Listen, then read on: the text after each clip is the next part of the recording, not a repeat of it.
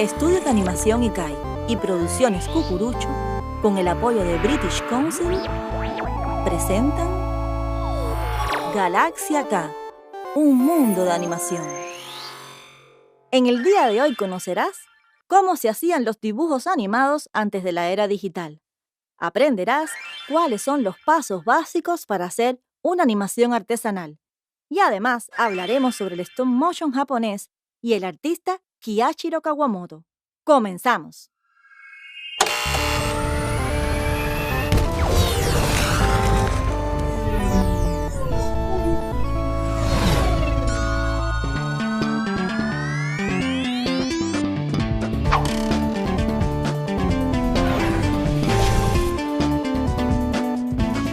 En la actualidad, la mayoría de las animaciones utilizan la tecnología digital.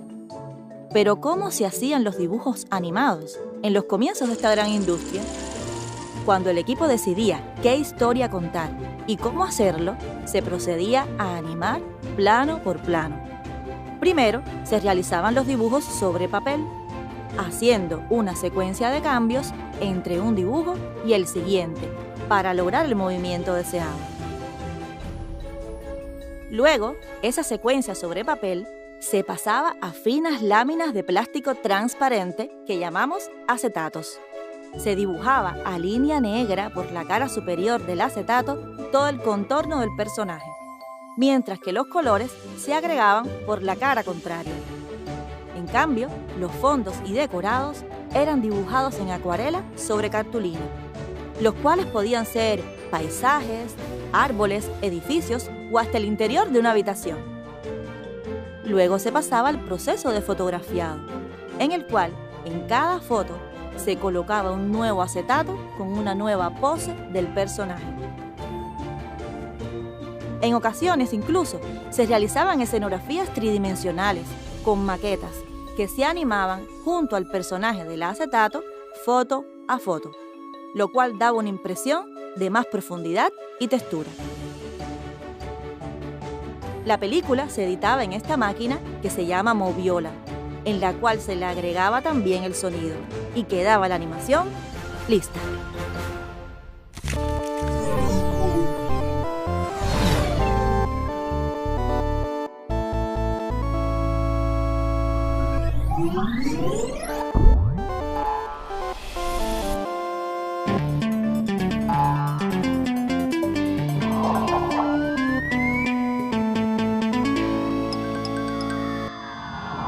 Hola, te saludo desde Animateca, el programa más creativo de la Galaxia K.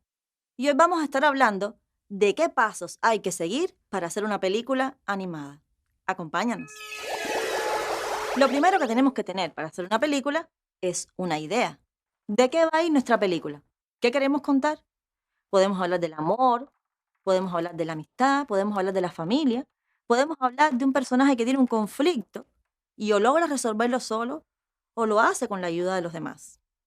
Luego que tengamos esa idea, tenemos que hacer como una especie de cuento pequeño donde narremos qué es lo que ocurre o qué es lo que ocurrirá en nuestra película. A este cuento le llamamos argumento, narración que incluye lo esencial de la historia que vamos a contar. Aquí te compartimos algunos consejos. Escríbelo en tiempo presente. Cuenta la historia completa de principio a fin. Describe las acciones fundamentales imprescindibles que ocurren en tu cuento. No incluyas diálogos ni grandes descripciones de los personajes, escenografías u otros elementos. Luego que tengamos el cuento, para entenderlo mejor y para podernos guiar en el proceso para desarrollar la película, debemos llevar ese cuento a una especie de historieta. En animación le llamamos storyboard y ahí tenemos que dibujar en cuadros cómo vamos a narrar la película, los sucesos que van a ir ocurriendo y en qué orden van a ir pasando. El storyboard es una representación gráfica de nuestra historia, en viñetas, y que incluye descripción de lo que ocurre en cada plano por imagen y sonido. Hay muchas formas de hacer un storyboard. Aquí te proponemos una de ellas. Divide la hoja en cuadros y enuméralos. En cada cuadro dibujarás un fotograma del plano en cuestión. y en su inferior debes describir las acciones que ocurren en ese plano y el sonido. Por ejemplo, si un personaje habla, cuál es su parlamento o si suena una música. Es una guía esencial para el trabajo en equipo, en el desarrollo de una película. Una herramienta muy útil para repensarnos cómo vamos a contar la historia literaria en nuestro audiovisual. El storyboard es extremadamente funcional para saber qué personajes tenemos que diseñar, cuántos elementos tenemos que construir, qué escenografías debemos hacer.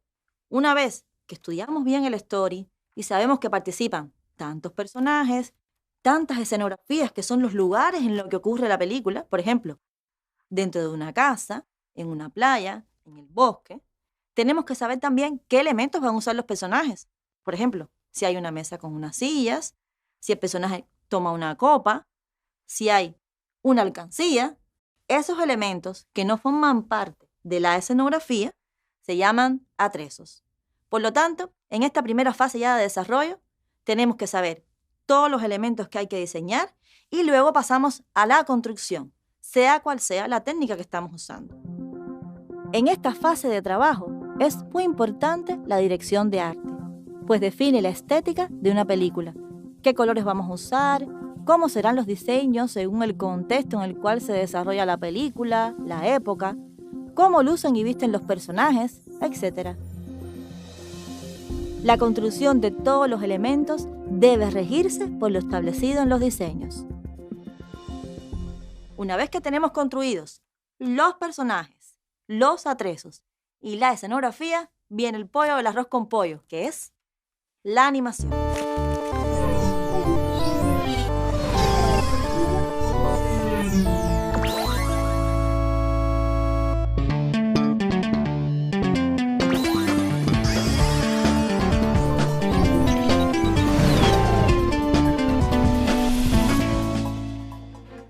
El anime es muy popular mundialmente.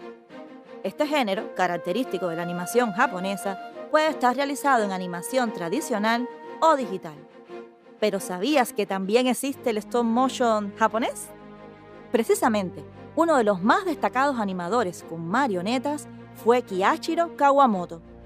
Kawamoto nació en 1925 y desde muy chico construía marionetas con su abuela y montaba espectáculos.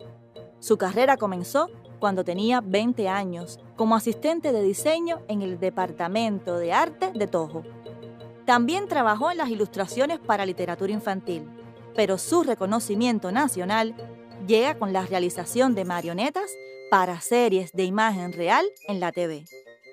Su éxito internacional, en cambio, lo logra con sus cortometrajes en stop motion, donde son recurrentes leyendas y tradiciones folclóricas de Japón y el budismo.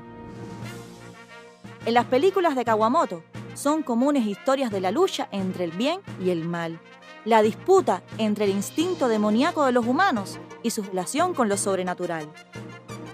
Los diseños de personajes, la música y la narración le dan un toque muy personal a su obra. Kawamoto fue presidente de la Asociación de Animación de Japón desde 1989 hasta 2010.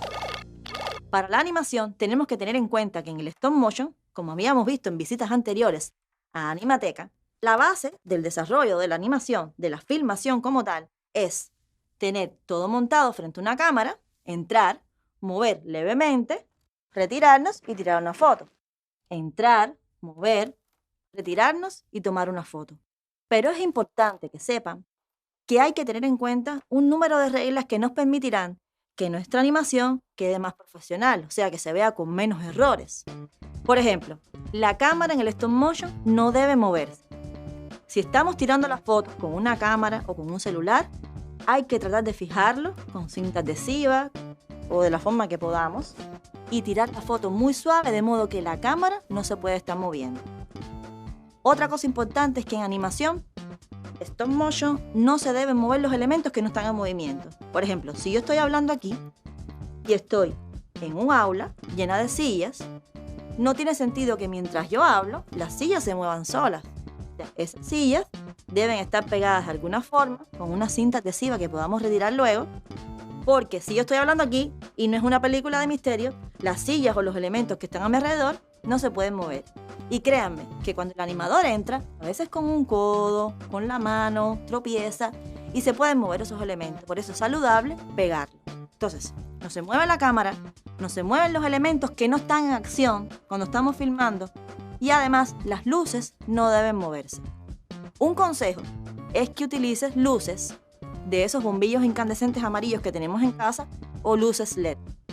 Porque los tubos de luz fría que normalmente también están en las casas, esos tubos sí producen un efecto que nosotros llamamos fliqueo, que es que entre foto y foto tienen pequeños cambios y después la película se ve un poco rara. También puedes filmar a la luz del sol, pero tienes que saber que ahí entre foto y foto vas a tener cambios de luminosidad. Una vez que tenemos el set armado y todo está pegado, procedemos a animar. Siempre recuerda que es muy saludable realizar pequeños movimientos entre una animación y la siguiente. Si en un segundo de animación son 30 fotogramas, ¿cuántas cosas pasan en un segundo?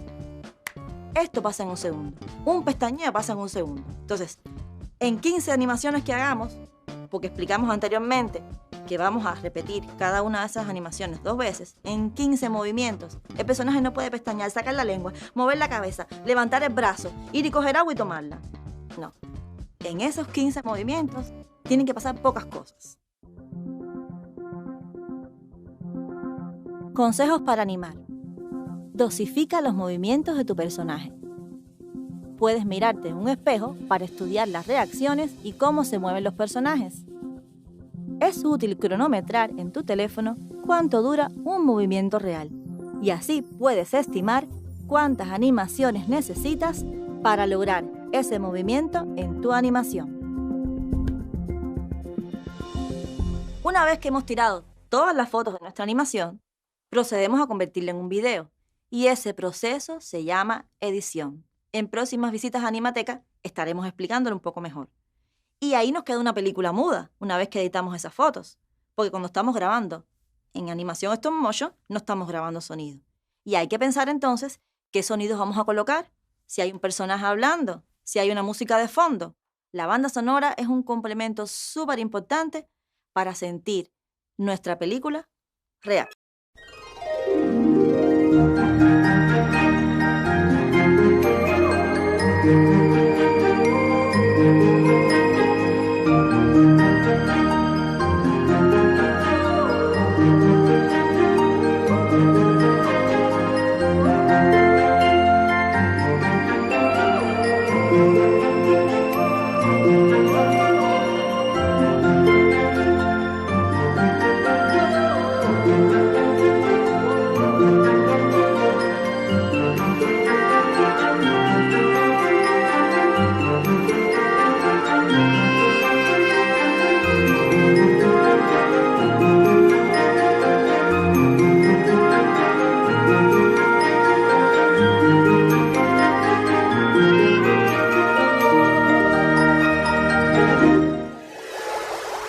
Y aquí termina esta visita a Animateca. Hoy hemos aprendido todos los pasos que hay que seguir para hacer una película animada. Así que ya puedes ir pensando en una idea y en cómo desarrollarla. Recuerda que todo lo que existe se puede animar y que por suerte la creación es infinita. Comienza a crear. Nos vemos.